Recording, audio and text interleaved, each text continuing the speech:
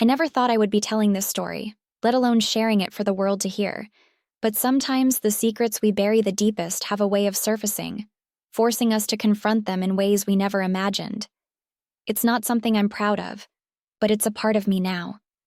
And maybe, just maybe, someone out there needs to hear it. It all began on a quiet afternoon. The kind of day where the air feels heavy, like it's holding a secret of its own. My stepson, Alex, was home from college for the summer, and the house had taken on a different rhythm. There was an unspoken tension, not the bad kind, but the kind that makes your heart race for reasons you can't quite name. Alex and I had always gotten along well. He was polite, respectful, and mature beyond his years. But lately, I had noticed a change. A glance held a moment too long, a brush of the hand that lingered. I told myself I was imagining things. After all, I was married to his father, James, a man I loved deeply, or at least I thought I did. That day, James was out of town on a business trip, as he often was.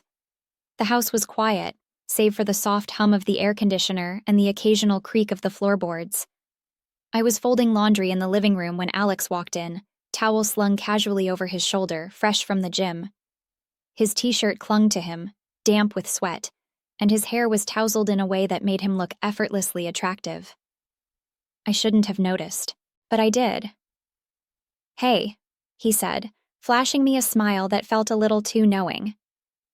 "Need any help?" I shook my head, trying to focus on the task at hand.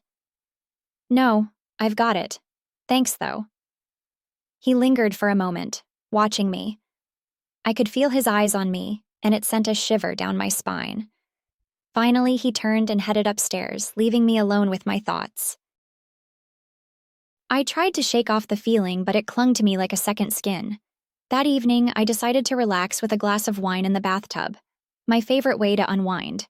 The water was warm, the bubbles fragrant, and for a moment, I felt the tension begin to melt away. But then I heard a knock at the door. "Mom?" Alex's voice was hesitant, almost uncertain. "Are you in there?" "Yes," I replied, startled. "What is it?" There was a pause. Never mind. Sorry to bother you." I frowned, wondering what he could possibly want. "Alex, wait. Is everything okay?" The door opened slightly, and he poked his head in, looking sheepish.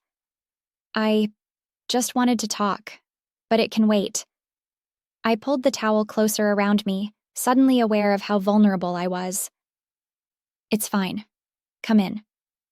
He stepped inside, his presence filling the small space. He sat on the edge of the tub, his eyes avoiding mine.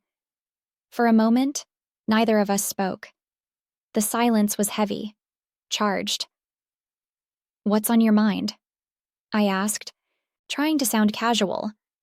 He looked up then, his eyes meeting mine. They were filled with something I couldn't quite place, a mix of uncertainty, longing, and something darker. "I don't know how to say this," he began, his voice barely above a whisper.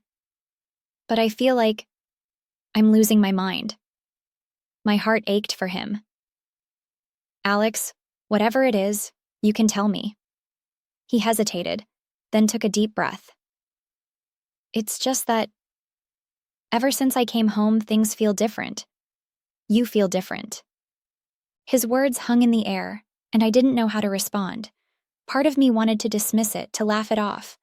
But another part of me, the part I didn't want to acknowledge, felt the same way. "Alex," I began, but he cut me off. "No, don't say anything. I'm sorry. I shouldn't have said that." He stood abruptly, his movements jerky. "Forget I said anything." Before I could stop him, he was gone, leaving me alone with the echoes of his words.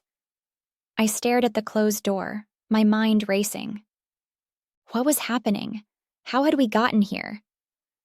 Over the next few days, I tried to act normal, but the tension between us was palpable.